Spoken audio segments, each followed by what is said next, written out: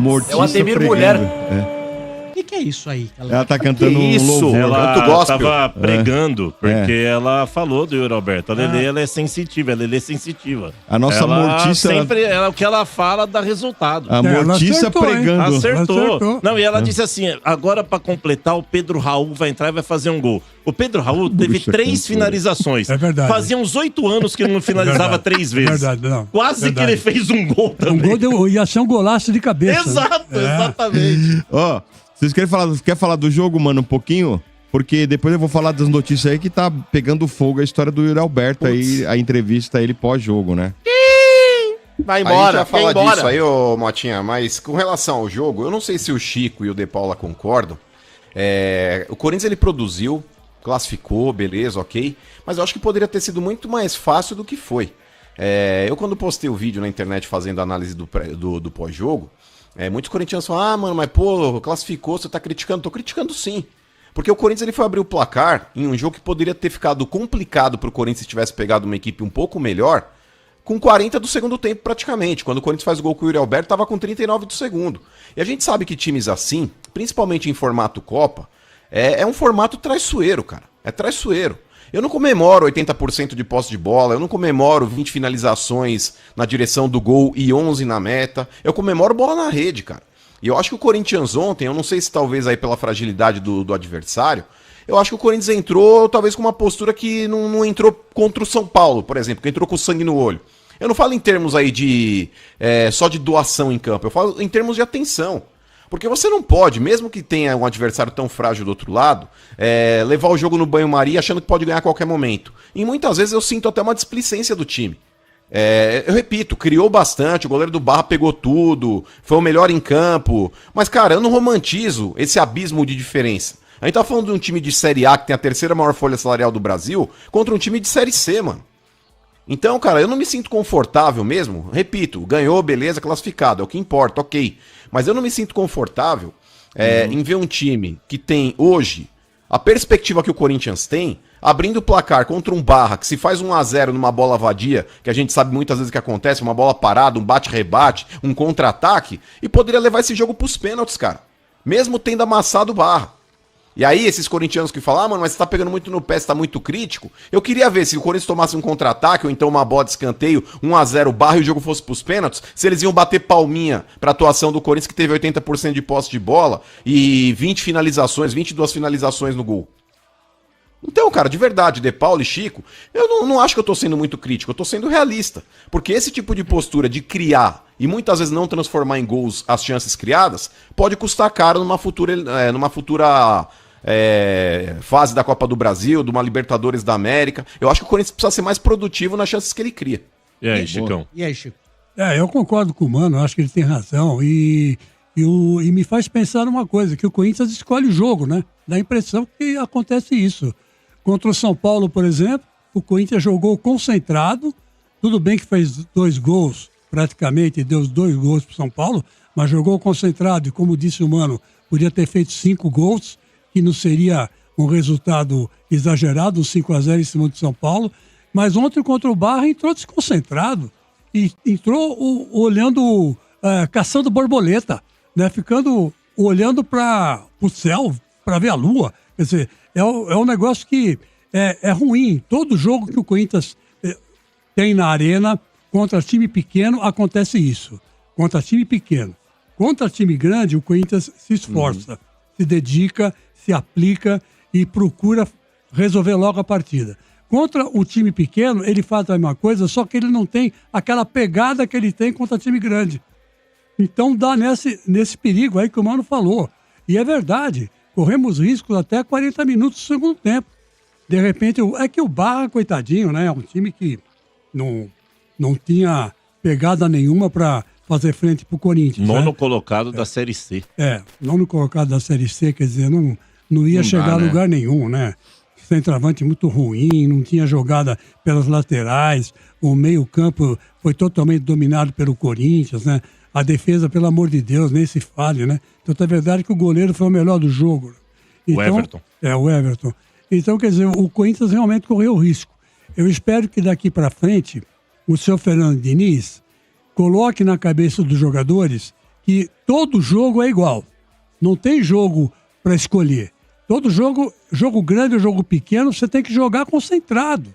Tem que entrar em campo concentrado. Mas o Diniz ontem deu bronca nos jogadores, né? Inclusive até o Gabriel. Principalmente também, no Gabriel Paulista, né? E ele fala até na entrevista, desculpa poder Paulo, ele fala na entrevista coletiva, ele fala assim, eu chamei atenção, porque ficou bem evidente, né? Que ficou uma briga ali no meio, na beirada do campo, ele falou, porque eu sou explosivo e ele também, eu tava chamando a atenção dele e tava revidando, tava chamando a atenção dele, presta atenção. Ele fez a meia-culpa na entrevista coletiva depois, né? Porque... Claro, o Diniz tem alguns episódios marcantes na carreira dele, né? Aquele com o Tietê, perninha mascaradinho, com o Nuno Moreira no Vasco da Gama. Luciano, né? O Ryan no Vasco da Gama. E o Diniz tem esse temperamento e ontem lá foi a primeira vez que ele explodiu, né? A gente não tinha ouvido falar do Diniz chegar, ainda já explodiu? fazer isso. Com o Gabriel Paulista, né? E ele disse, até o Gabriel Paulista tem uma declaração dele num desses podcasts, falando que realmente, até nos treinos, o Diniz e ele acabam se pegando ali, discutindo, tem atrito, porque os dois têm temperamento parecido, mas depois fica tudo bem. E ficou tudo bem, realmente. No vestiário, a informação que a gente tem é que ambos deram risada, tá tudo certinho, o que acontece dentro de campo, fica dentro do campo. Mas é que o Diniz tem esse temperamento e ele até disse, olha, eu tenho que melhorar isso. Ele tá se policiando. Tomar cuidado, O problema é que ele é muito agitado. A gente vê à beira do campo, né, Chico, Mano e meus amigos, o Diniz não para. Ele não para, ele vira o olhinho dele pra cima ali e tal. Vixe Maria, meu. O homem não para e mas ele cobra muito dos caras. Será que ele vai administrar isso? Porque o Corinthians é o Corinthians, né? Sim. O Corinthians é o Corinthians.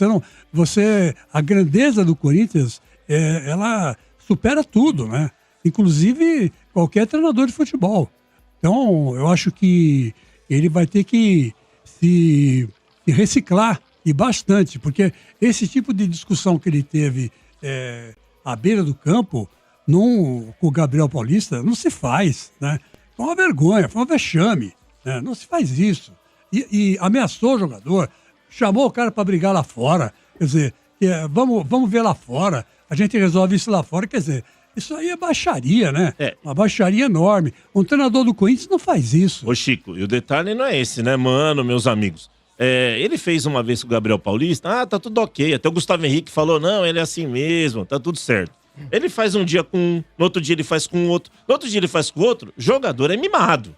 Daqui a pouco, né, mano? Os caras começam a não gostar da história, começam, peraí, já tá ultrapassando os limites. Tomara que tenha sido um caso isolado e tal. Porque o meu maior medo, Chico, Amanda e meus amigos, são os jogadores são mimados pra caramba. Porque mexeu com ele, mexeu com todo mundo.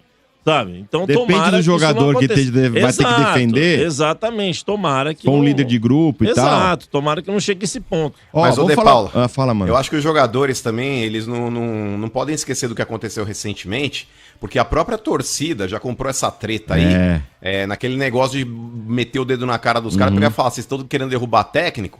O negócio é o seguinte, quem vier agora, independente de vocês gostarem ou não gostarem, vocês vão correr. Porque agora a torcida tá contra vocês. Então, nesse ponto, cara, o jogador também ele vai testando a paciência do treinador até a página 2. Porque diante do atual momento do Corinthians, e que a torcida foi lá cobrar e protestar contra jogadores e não somente contra o técnico, eu acho que a coisa mudou um pouco de figura, né? Sim. Vamos falar uma coisa importante do jogador, né? Que o Yuri Alberto, saindo do campo, falou sobre a história dele no Corinthians. Falou que pode aí, no meio do ano, ir embora. Porque ele tá 5 temporadas aqui, que ele precisa de novos desafios. E ares. Né? E ares, né? Desafios. E que ele tá 5 anos aqui, que ele já falou com o staff dele. E a partir disso, descobrimos que existe um acordo com o Yuri Alberto e o presidente do Corinthians, né? Que prometeram para ele que ele poderia ser negociado já nessa janela, desde que o Corinthians receba aquilo que quer receber, que seriam 20 milhões de euros por 50%, que é a parte do Corinthians. Os outros 50% do Zenit, né?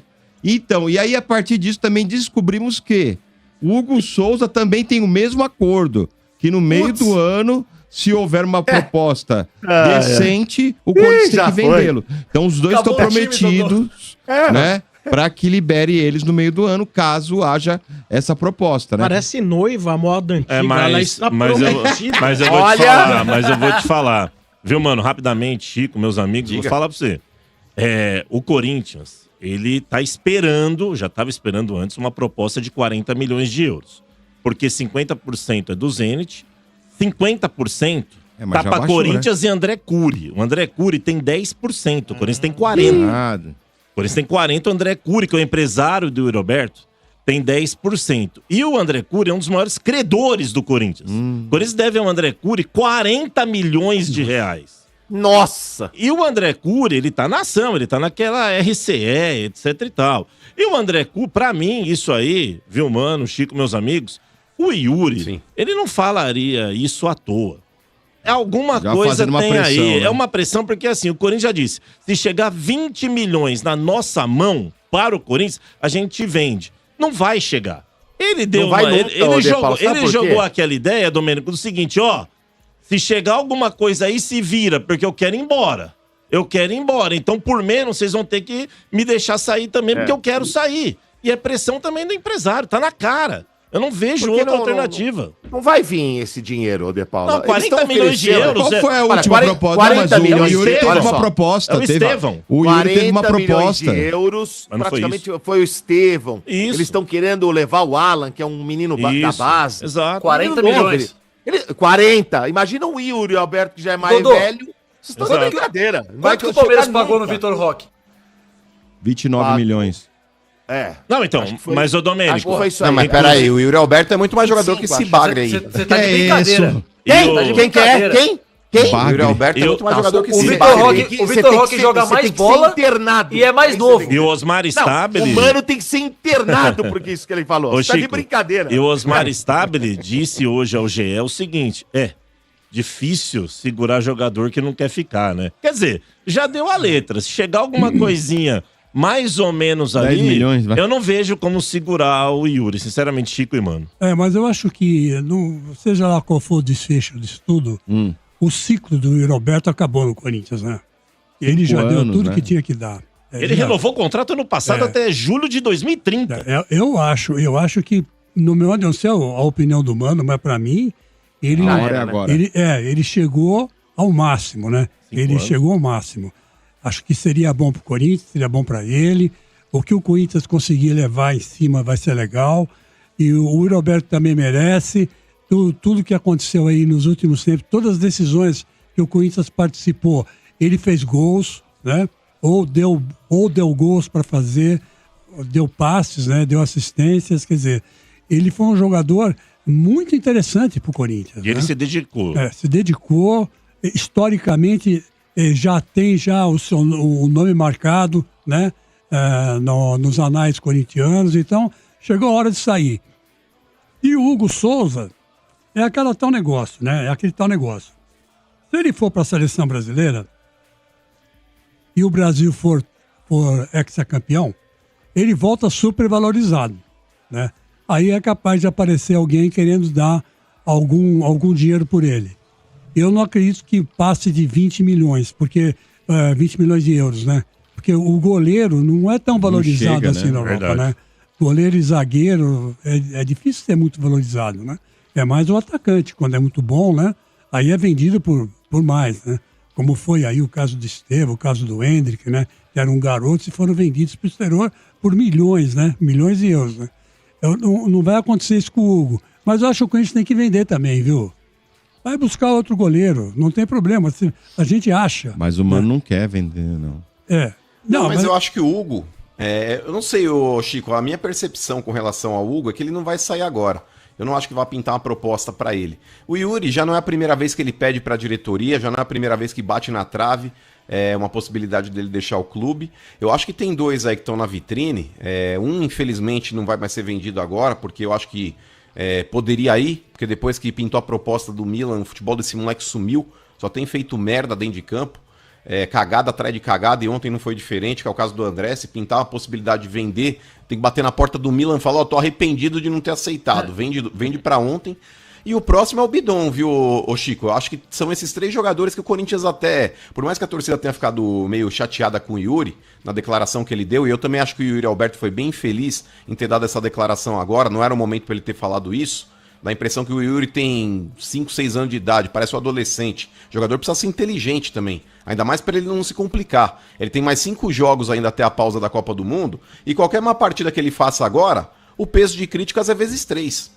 Então, nesse ponto, cara, eu acho que o Yuri foi infeliz sim. Mas a diretoria do Corinthians já tinha como planejamento, Chico, vender pelo menos 2 desses 3. Yuri, André e Bidon. É verdade. E, aliás, o André já devia ter sido vendido, né? Se não fosse o Dorival Júnior, né? Mais uma que entra na conta do Dorival. O Corinthians perdeu 115 milhões de reais por causa do Dorival Júnior. E quis segurar o garoto, né? Quis segurar o garoto, falou que não vou vender, vamos valorizar. E olha aí a bobagem que ele fez. Agora, o seu Dorival... Mas, ô Chico, você não acha que valeu a pena ter segurado naquela oportunidade o André? Porque eu vou te falar, pra mim foi um dos pontos positivos do Dorival. Eu tô queimando a língua hoje, mas naquela oportunidade, até pela bola que o André tava jogando, eu achava que poderia ser vendido por mais, você não achou? Tava bem mesmo. Não, eu achei que não, mano. Sabe por quê? Eu acho assim, garoto, quando aparece uma proposta, você tem que vender. Porque você não sabe nunca o que vai acontecer com o moleque, né? Você não sabe se ele vai repetir a mesma performance que ele mostrou nessa temporada na próxima temporada, né? É muito difícil você descobrir ou prever o que vai acontecer. Então, eu acho que quando vem uma proposta, você tem que imediatamente vender, seja ela qual for. Se ela for uma boa proposta, como era essa, tinha que vender na hora. O moleque fica deprimido, né? Vê a história do Gustavo Gomes no Palmeiras também, ficou deprimido. O Mano falou do Breno Bidon, né, Chico? O Breno Bidon, Chico, meus amigos, que foi apelidado pela imprensa internacional de Ozil, que ele é jogador da Alemanha e tal. Tá de Pelo que ele tem apresentado dentro de campo, ele lembra muito o futebol do Ozil. O alemão, mas jogou momento, não é zoiudo. Não, o momento foi Cadê o momento, pelo amor de Deus. Não é zoiudo igual o Pelo Ozil. amor de Deus. Olha, Motinha. Parabéns, eu ia falar mais coisas do Corinthians, mas eu tô até com vergonha do Fechou. Fechou. Não, amor de chega, Deus. pelo amor de Deus. Só uma coisa importante, uma coisa importante. O diretor, me contaram, o diretor administrativo do Corinthians pediu as contas, né? Renunciou a seu cargo no clube depois do escândalo aí das notas fiscais, né? Da empresa de segurança. Então o Fábio Soares, vazou, deu linha. Era melhor o mínimo pagador que do ele tinha que Brasil. fazer, né? Era o mínimo, né? Mano. Ô Motinha e Chico, só passar mais uma informação então, Sombra, antes da gente finalizar as manchetes.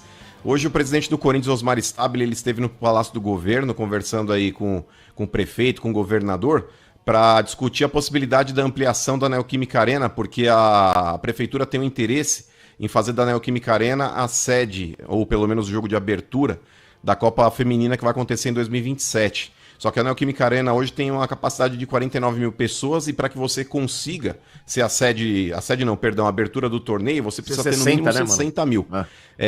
A diretoria do Corinthians ela falou que aceita ser, porém, é um projeto que a prefeitura vai ter que tirar a mão do bolso para bancar essa estrutura, já que... mas se eles estão querendo a cidade de São Paulo e a Neoquímica Arena como palco da abertura da Copa Feminina, eu acho que nada mais justo. O Corinthians vai ter que pagar por isso. De novo, e a diretoria do Corinthians, enrolar, diferente da Copa, Domênico, que aceitou uma arquibancada móvel, eles estão reivindicando agora, se quiserem de fato ali, a arquibancada tem que ser fixa. E eu acho que o Corinthians está na razão dele. O patrimônio é do clube, se a prefeitura e o governo do estado quiserem, que paguem. Mas peraí, você colocou Corinthians e pagar na mesma frase, é isso? Gente, pô, vamos pagar enrolar por isso. não.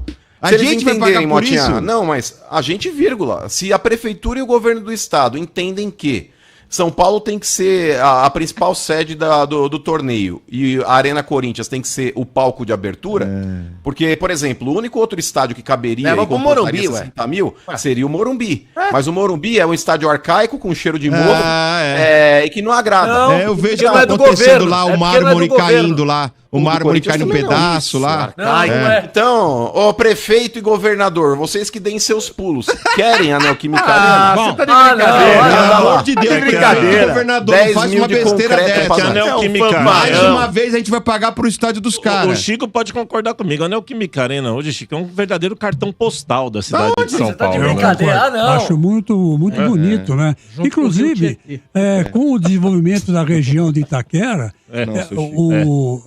A importância da Neoquímica Arena vai aumentar muito. Porra! Não, seu Chico, pelo nos amor próximos de Deus. 10 anos, 20 anos. Né? Visionário, rapaz. Nossa então eu acho que... Parece uma impressora. Tá certo, lá, tem que haver um investimento maior ali. Não, tem que haver um investimento maior. Não. O Mas tem que Corinthians fechar. mesmo, o Corinthians mesmo, me corrija se eu estiver errado, já queria Cara do mano.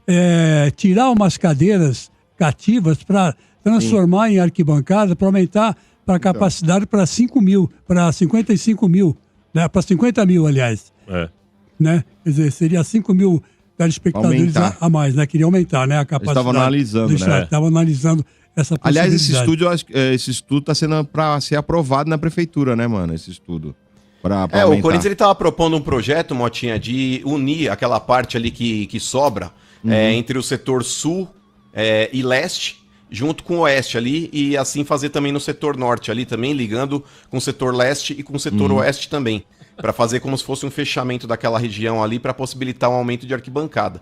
Mas vamos ver, o projeto vai ter que passar aí pelo crivo da prefeitura, eles vão ter que fazer umas contas lá, que o Corinthians falou, agora não tem arquibancada tubular imóvel não. Quer usar nosso patrimônio?